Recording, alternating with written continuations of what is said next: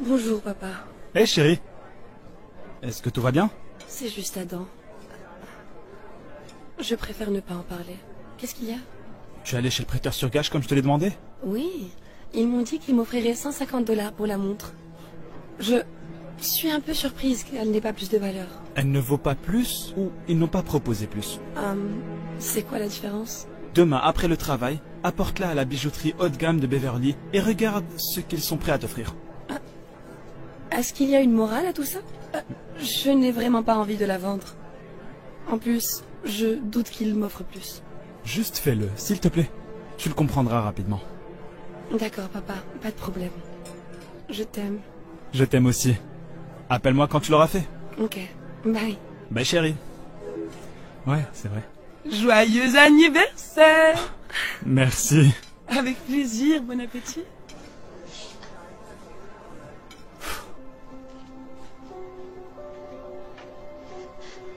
Hey, bonjour. Oh, bonjour. Est-ce que vous achetez des montres d'occasion? Oui, bien sûr. Est-ce que je peux vous aider? Oui.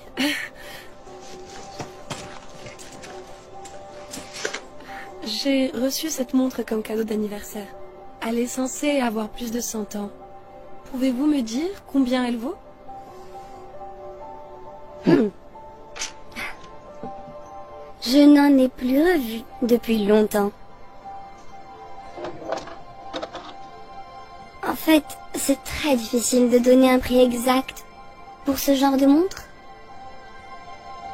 Étant donné que ce modèle de montre est assez rare. Pouvez-vous me donner une idée de sa valeur? Je suis prête à vous faire une offre de 10 000 $ pour cette montre. Waouh. Ok.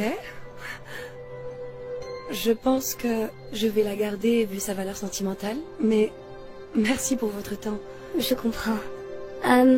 Si vous changez d'avis, vous savez où me trouver. Je vous remercie. Passez Vous une bonne aussi? journée.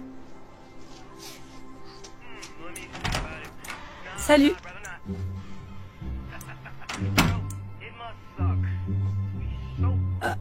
Tu te coupes les ongles de pied sur la table? Oui. Et alors? Écoute, c'est dégoûtant, ok? Je mange sur cette table. Sabrina, tu dis que tu vas nettoyer depuis des semaines, ok? Et tout ça, ce sont tes affaires. Je sais, et je vais le faire. J'ai juste été, genre, super occupée. Occupé à faire quoi? Tu n'as même pas de travail en ce moment. Exactement. Je suis très occupée à chercher du travail. Très drôle. C'est nouveau, ça.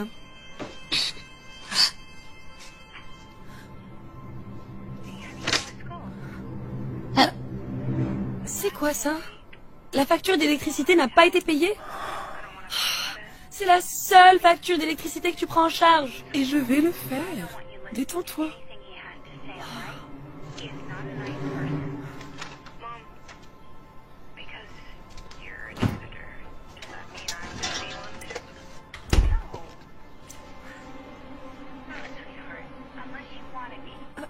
C'est toi qui as mangé la moitié de mes pâtes? C'était les tiennes? Étant donné qu'il n'y a que 2 personnes qui vivent ici, à qui d'autre pensais-tu que c'était? Ma faute.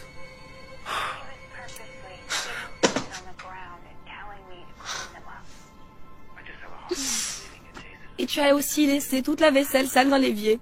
Enfin, c'est un classique. Hey, j'essaye juste de regarder la télé tranquillement. Mais je pense que je vais monter, puisque tu t'en prends à moi pour tout et n'importe quoi. Ne laisse pas tes ongles d'orteil là, Sabrina! Sabrina!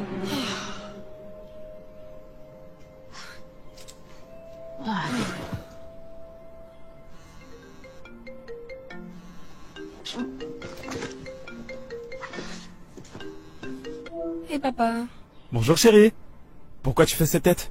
Oh non, rien, juste un drame de colocation. Rien de spécial. Désolé d'apprendre ça. Alors tu as apporté la montre à la bijouterie comme je te l'avais demandé? Oui, je l'ai fait et tu ne vas pas le croire. On m'a proposé 10 000 $ pour ça. C'est bien plus que l'autre endroit. En fait, j'ai pensé à la vendre aussi, mais... je n'ai pas eu le courage de le faire. Eh bien, je suis content que tu ne l'aies pas fait.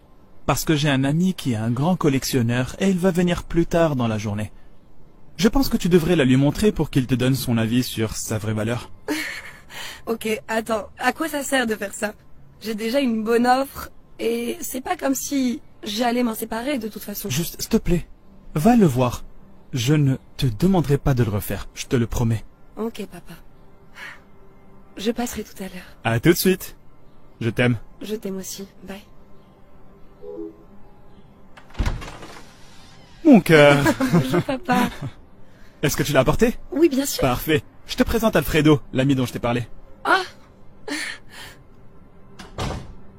Bonjour. Bonjour. J'ai cru comprendre que tu avais une pièce intéressante à me montrer. Oui. Jette un coup d'œil.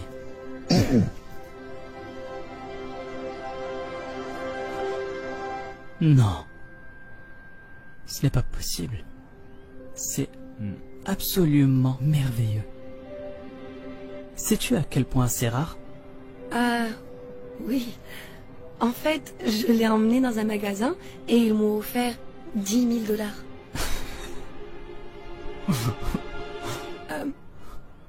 Qu'est-ce qui est si drôle? 10 000 $. Oui? Ma chère, tu n'as pas dû la montrer à quelqu'un qui connaît réellement sa vraie valeur. En une journée, je pourrais trouver 10 acheteurs prêts à payer plus de 100 000 $ facilement. 100 000? Oui. Oui. Non, c'est 10 fois plus que ce que la dernière personne m'a proposé. Eh bien, c'est une bonne chose que les amis de ton père chez Collecteur connaissent sa vraie valeur. Il n'en reste que quelques-unes en vente dans le monde entier. Il faut s'y accrocher à tout prix parce que dans quelques années, elle vaudra le double. Merci Alfredo, j'apprécie que tu sois passé.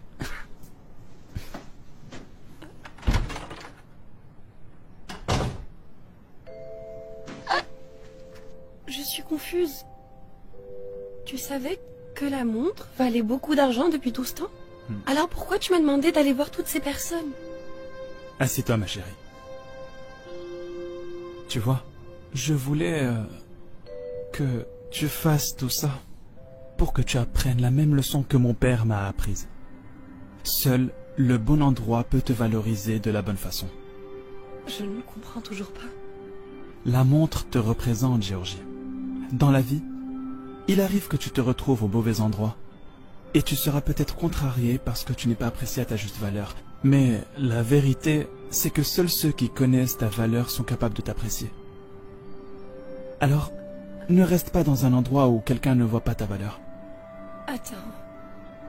Est-ce que tu veux dire que... Ton patron ne voit pas ta valeur, tout comme le prêteur sur gage. Ta colocataire et ton petit ami ne voient pas ta valeur, tout comme... La bijouterie ne l'a pas fait. Justement. Mais Alfredo l'a fait.